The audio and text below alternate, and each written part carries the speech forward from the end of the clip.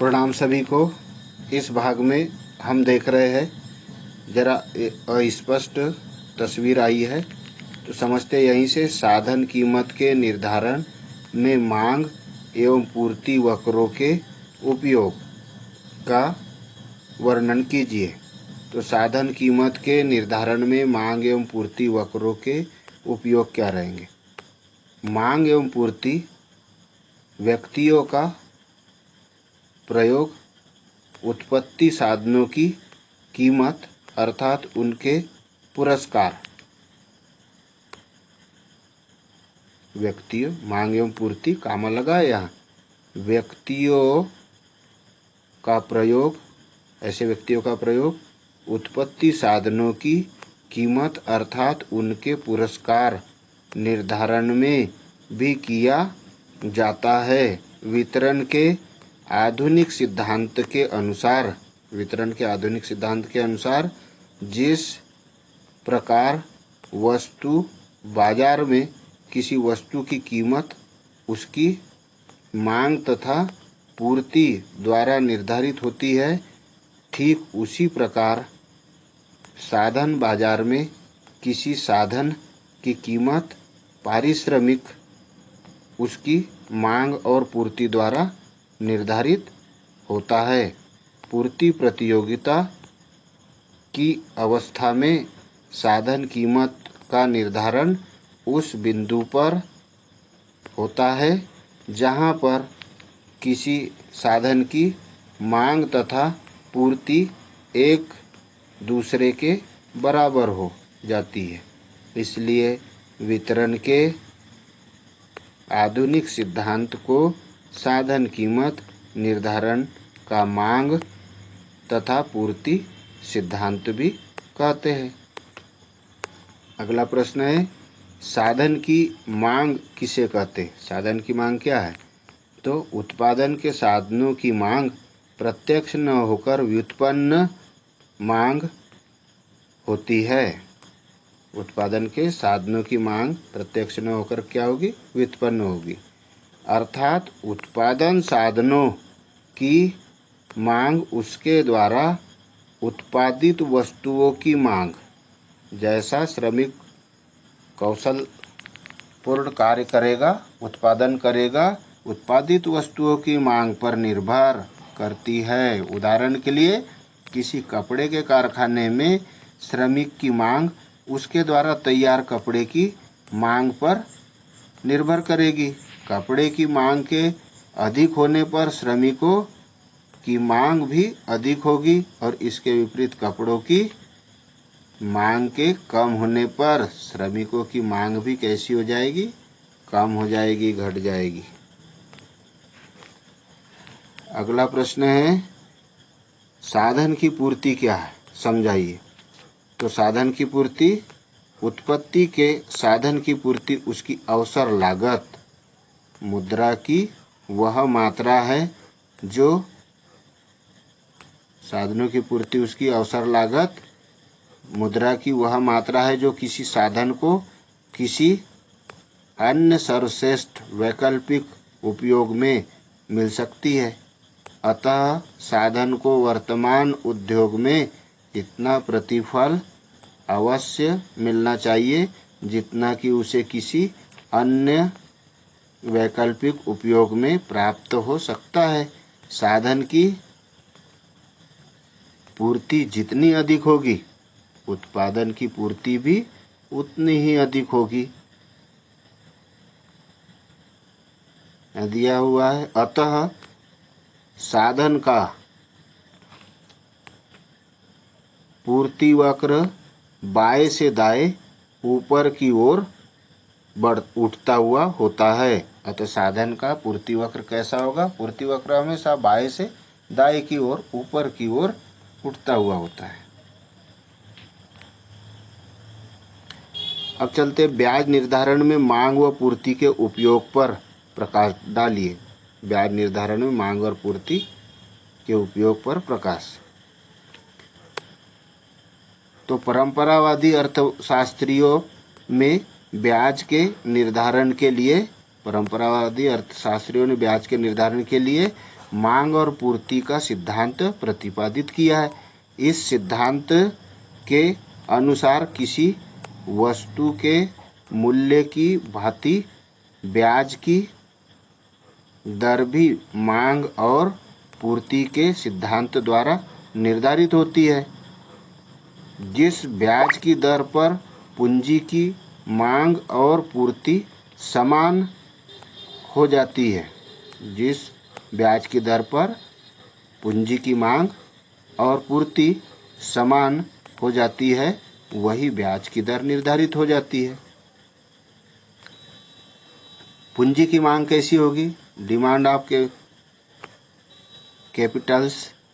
तो पूंजी की मांग पूंजी की उत्पादकता के कारण, जहाँ पूंजी लगाई जाती है उसका गुण अधिक होगा, पूंजी की उत्पादकता के कारण की जाती है। पूंजी की मांग कैसे होगी? पूंजी की उत्पादकता से। पूंजी की मांग से तात्पर्य निवेश हेतु की गई मांग से है।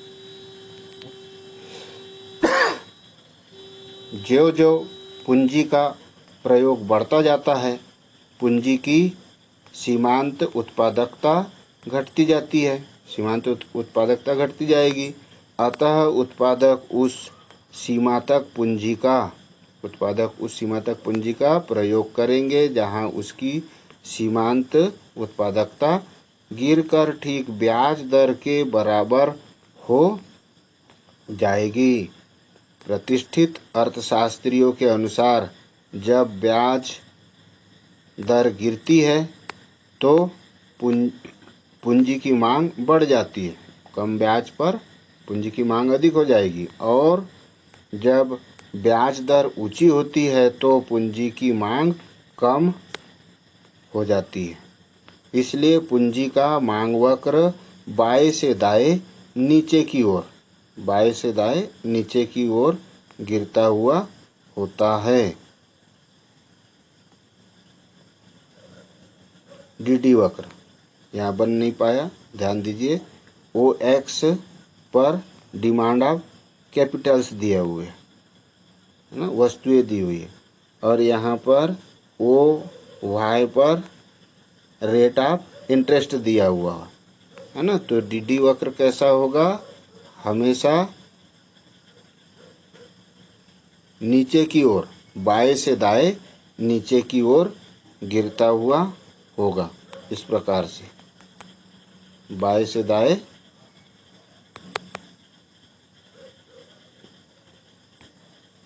नीचे की ओर इस प्रकार गिरता हुआ होगा। डीडी वक्र बनाना भूल गए ना। तो यहाँ पर क्या होगा?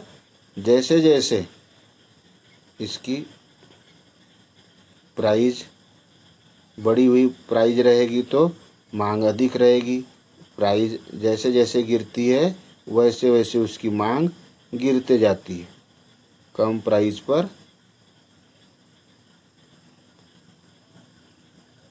कम मांग, अधिक प्राइस पर अधिक मांग।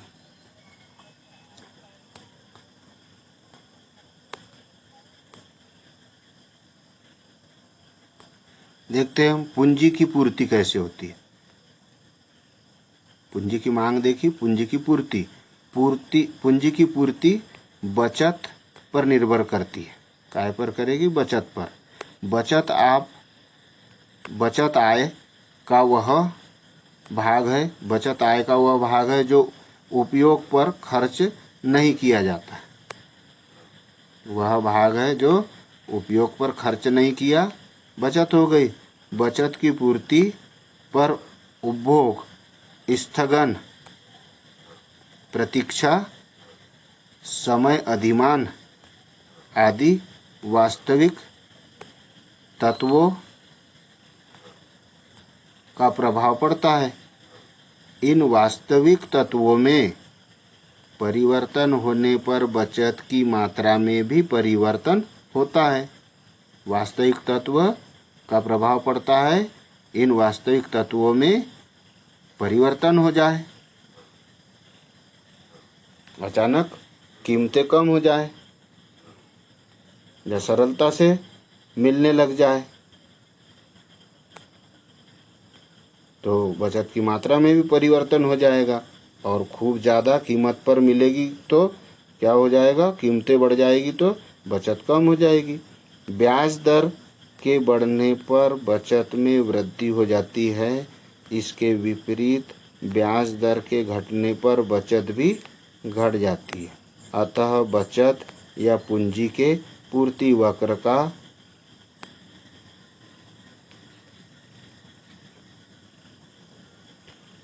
ऊपर की ओर होता है। पूर्ति वक्र कैसा होगा, ऊपर की ओर। तो यहाँ देख रहे हैं चित्र में एसएस वक्र, यहाँ भी बन नहीं पाया, भूल गए। ओ एक्स पर क्या दिया है, सप्लाई ऑफ कैपेसिटी, और ओ वाई पर क्या है, रेट ऑफ इंटरेस्ट। तो यहाँ पर एसएस पूर्ति वक्र जो है यह ऊपर की ओर इस प्रकार उठता हुआ होगा।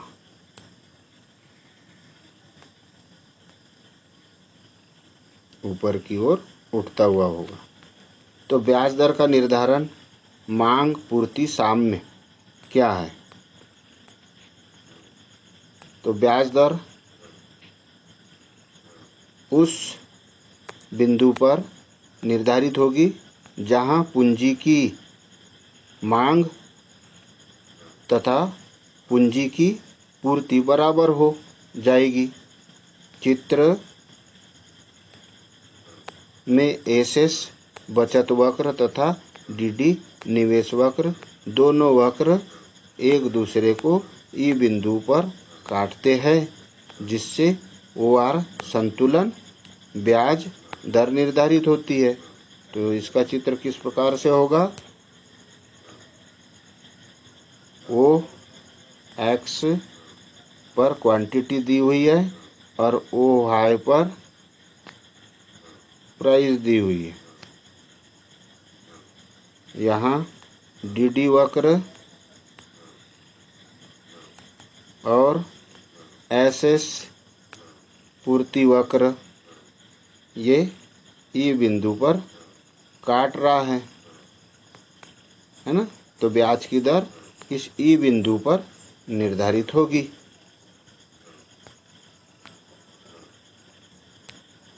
तो ई बिंदु पर निर्धारित होगी,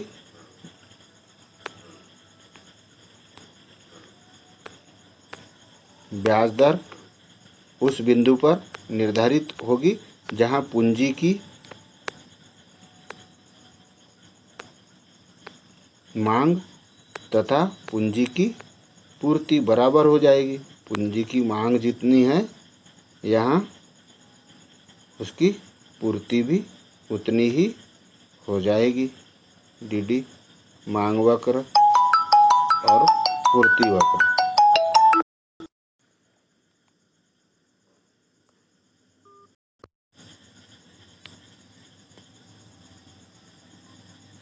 धन्यवाद।